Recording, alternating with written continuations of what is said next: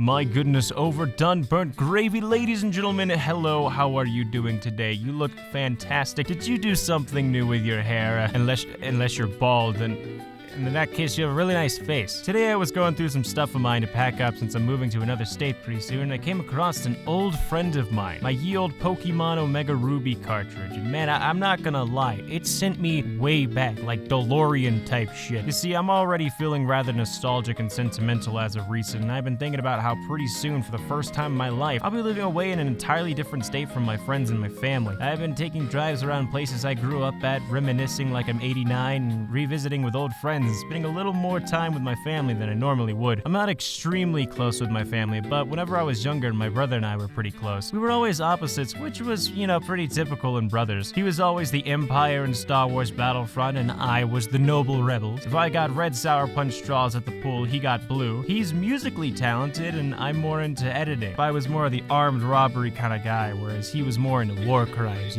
typical brotherly love stuff. But when it came down to it, I think the one thing where our ability to be polar opposites connected us was when we had the almighty and divine Pokemon. I mean, ever since I can remember, we were always playing it. My brother was born in 1995, so by the time he was 5, he was obsessed with everything Pokemon. He had the cards, the games, a big massive stuffed Pikachu, and a Gengar, which was absolutely badass. These dripping Pikachu sunglasses, VHSs, Pokemon Stadium, I mean, it was everywhere in our household. So by the time I came along and was old enough to really get into games, him and his friends were already getting me set up with my own card deck. See right here, this is a Mewtwo I drew because I wanted a black Mewtwo. I remember my brother and his friends coming over on Saturdays to play GameCube and show off each other's Pokemon team, and I always thought it was like the coolest thing as a kid. They were all so into it, and through the imagination of a child, it all felt so real, These guys were badasses to me, and I had to be just as cool if I wanted to keep up with the big kids, I knew I had to get my hands on my own Pokemon game so I could learn from them, and that's exactly what I did. And probably in the most drug dealer-ish way possible as a first grader. I'll explain. Alright, so my elementary school wouldn't allow kids to give each other's toys because, it just became a whole headache of issues for the staff. But this one kid I knew said he'd give me his Pokemon Silver game. He had attempted to give me his cartridge after class one day, after show and tell, but the teacher caught us and foiled the whole operation. So the next day at lunch, we found each other and picked a table together. While we were eating, we looked both ways to see if any teachers were around, and once the coast was clear, I pretended to pass on some of my Yogos and he slid me the game. We then went our separate ways, and I never saw that kid again. Probably broke his Fisher-Price phone or something after that, so he couldn't be traced or something. I hope that kid is doing well these days, what an absolute G. But yeah, I was now the proud owner of that glorious silver speckled cartridge with a Lugia on the cover. My very first Pokemon game. A revolutionary moment for any kid of the 90s or early 2000s, Maybe I'm a bit of a gatekeeper there, but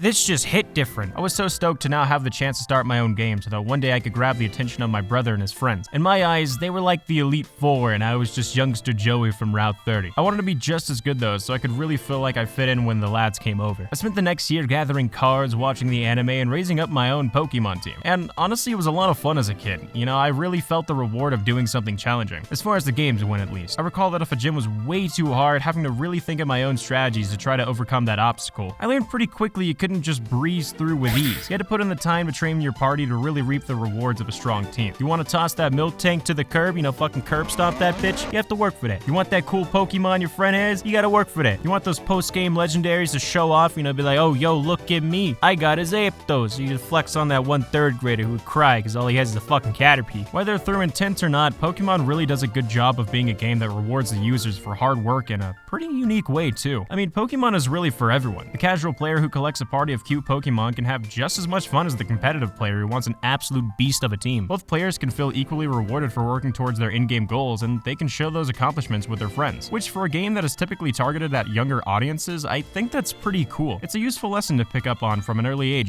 Not to sound like that back in my day kind of boomer, but in my personal opinion, most games kind of lack that reward feeling or any sort of true substance these days. If I hop on a game that's primarily an audience of kiddos such as Fortnite or the Call of the Dudes, I'm met with a rather lackluster experience. Every match ends so fast, and you can do challenges to unlock skins. However, you can work really hard for the same skin a kid just bought for $5, so I mean, it's kind of hard to feel super proud of that. Like, oh boy, I just spent 2 months grinding for this cool skin, and little Timmy walked over because he stole mom's credit card and he got it in like 3 seconds. So it's like a flex that only you'll know is a flex. In COD, you can get calling cards, but I mean, it still doesn't seem all that rewarding. Almost feels like when you did really well on a test in elementary school, so the teacher put a smiley face sticker on your paper. I mean, it's cool for like an hour. But yeah, throw in a little toxicity and frustration, you have yourself a horrible game for children. When you get cancer and die, you pathetic fucking bastard. I mean, if it were up to me, I'd rather slap my kid with a Game Boy and a copy of Pokemon Emerald than whatever this shit is. I mean, you don't really think about it when you're a child, but as an adult, looking back in hindsight, Pokemon has a lot of traits that not a lot of games really capture anymore. Aside from just teaching me minor rewards for working towards a goal, it really managed to pull off being a game that really engaged with my imagination. It's not often you see a game that comes along where the user can grow a somewhat personal attachment to the experience based upon their imagination. For example, most people who've played Pokemon have beat the Elite Four in one of the games at least. We've all fought at least one of the champions, and we all know that feeling of, it all leads to this. Despite all of us having the same battle, our experience was almost certainly different. Perhaps you swept through the competition like it was a cakewalk as you stayed up all night before grinding on Victory Road. Or maybe you were that guy who put away the TM slave so you could rely only on that pre-in-game legendary.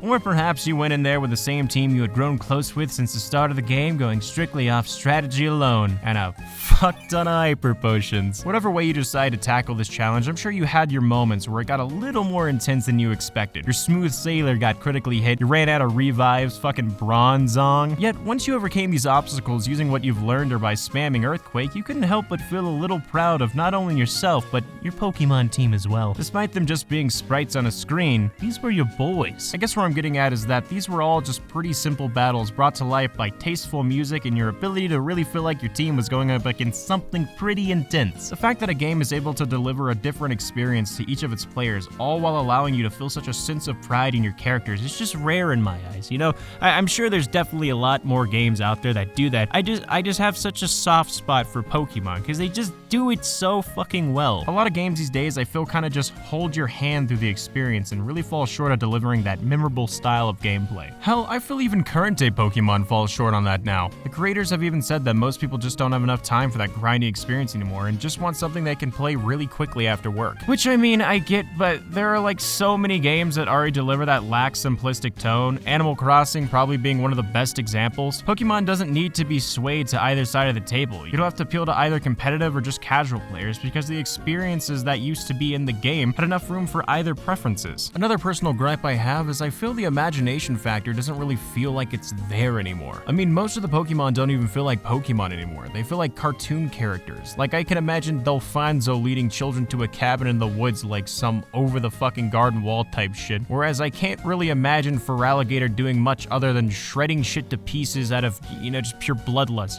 He's a fucking alligator. You look at that, you're like, yeah, that's an alligator. You look at that, you're like, that's a furry stick woman. Yet this rather humanoid stick-wielding fox and this alligator come from the same genre. Like, it just doesn't pair up anymore. To explain this even further, the Pokemon like Delphox looks more like a one-dimensional character who could probably be voiced by some soft-spoken VA, and, you know, it would work just fine, whereas Feraligatr just seems more like, you know, the average animal. He's more believable in my eyes. He'd probably just kind of be like, argh. As a kid, sure, my brother and I could both catch the same Snorlax, but in my eyes, my Snorlax would always be different than his. My imagination filled in the blanks. However, I can't see Stick Fox being anything other than Stick Fox, no matter whose it is. It just doesn't work the same way. In my personal belief, I feel that to an extent, the newer gen's art style somewhat hinders the imagination extent as well. I'm excited about the new chibi style for the upcoming Sinnoh remasters, but everything prior, maybe I'm biased. How does this make any sense? Now, don't get it twisted. I do think post-sprite animation games have their own unique beauty and aesthetic to them, but there is just something about the sprite, like the digital sprite work, that just added another layer of charm in my personal opinion. You know, I love the sprite work. I think it's awesome. And I loved all the different animations they had for them as well. It was always fun to watch some of your favorite moves change throughout the games, as well as seeing all the unique art styles they had for every single Pokemon. It wasn't the most straightforward and graphically intense animations, but that's what I liked about them. I loved using my imagination to feel out the battle and just daydream about how cool it was probably going. I could imagine my Torterra shredding a room with Earthquake, or a Charizard just obliterating some homies with Flamethrower. And now don't get me wrong, the newer games do have a lot of work put into them. They aren't bad in any regard. They do manage to be exciting and aesthetically pleasing in their own way. I just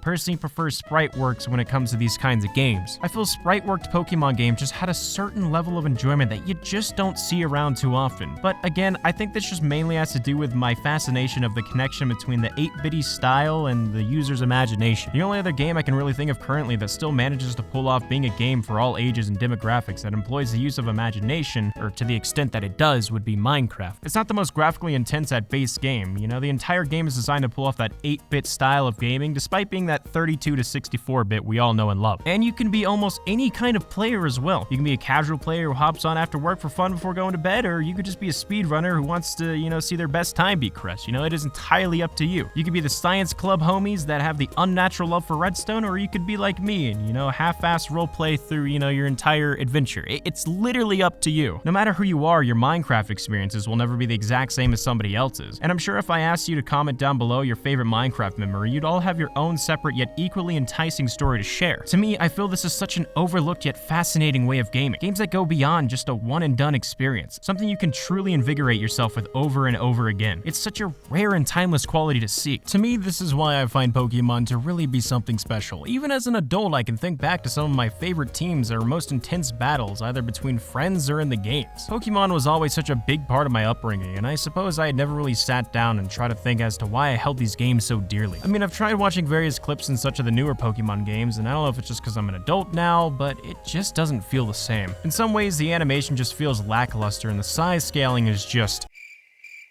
yeah. I also really don't feel much of a challenge anymore. The game just somewhat holds your hand through the experience now, and it just kind of feels meh. I remember when Omega Ruby and Alpha Sapphire came out, and I was super stoked to play since Gen 4 was just a truly hard game in my opinion, and it was a gen that some claim to be the greatest gen of all, with its biggest complaint being that there was too much water. I did my thing and had a pretty overall fun experience with a playthrough, but that wasn't there anymore. I mean, the game really felt like a breeze. Without really trying, I was at least 5 to 10 levels higher than any Pokemon in gym or rival battles, and I beat the game in almost a day and a half playing casually. I had a lot of fun with the Wi-Fi battles afterwards, but yeah, that was really about it. I never really had much desire to purchase another Pokemon game after that. It just grew to be something I lost interest in with each passing release. The Pokemon seemed less and less like actual animals, more of just quirky little characters, which is totally fine. It just really wasn't for me. Paired with lifeless battles and just a cluttered setup that feels devoid of imagination, I found myself just replaying all the old games, particularly Gen 4 and 5. Part of it due to the nostalgia factor, and the other is just because I generally do love playing those games more. I have a slamming team of homies, and they all just feel like my amigos, not just some character I picked from a roster. And at the end of the day, everything changes, and you know what?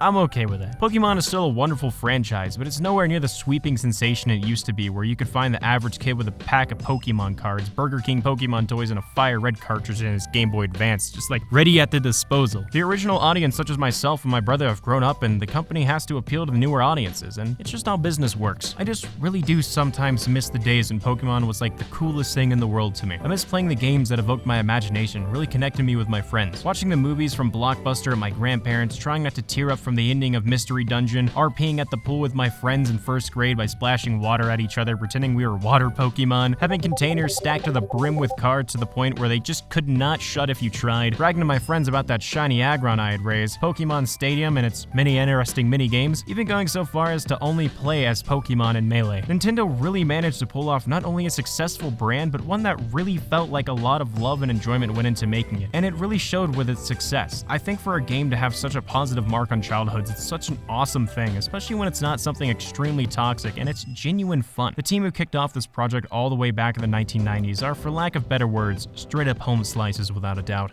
Thanks, lads. You really made something special for us. Well, ladies and gentlemen, I am no scholar, and this was more of a personal episode about something close to my early childhood, so if you're still here, it really does mean a lot to me. If you related to this or had some awesome experiences of your own, let me know down below in the comments. Also, feel free to subscribe with the bell notification on, as it does help out the channel. But yeah, again, join the Discord down below, follow me on Twitter and all that fun jazz, and comment your favorite Pokemon experience down below. As always, I'm your host, Wonderstruck, and I'll catch you on the flip side. Take it easy.